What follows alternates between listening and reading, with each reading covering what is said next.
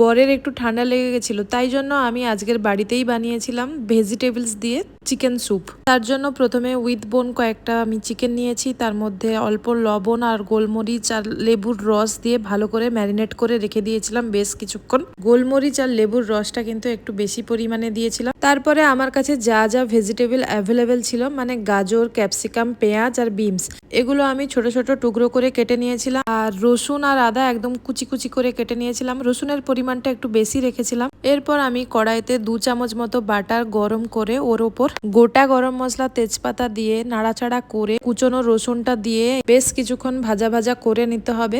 এরপর রসুনটা ভাজা ভাজা হয়ে গেলে ওর উপর কুচনো আদাটা দিয়েও আবার ভালো করে দুটো একসঙ্গে ভেজে নিতে হবে।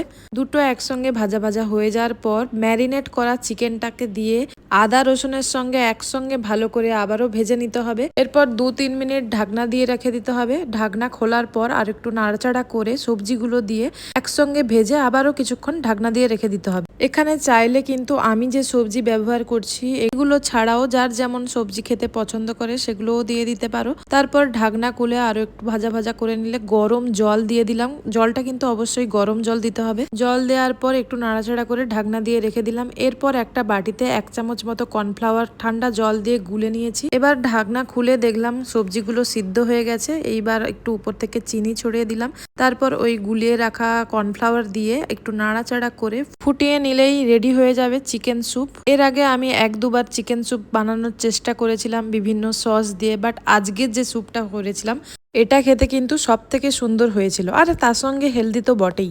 এরপর 2 পিস বার্গার বান নিয়ে বাটারে একটু এপিট ওপিট সেকে নিয়ে বরকে খেতে দিয়ে দিলাম। রেসিপিটি ভালো লাগলে অবশ্যই ট্রাই করো। এখন টাটা।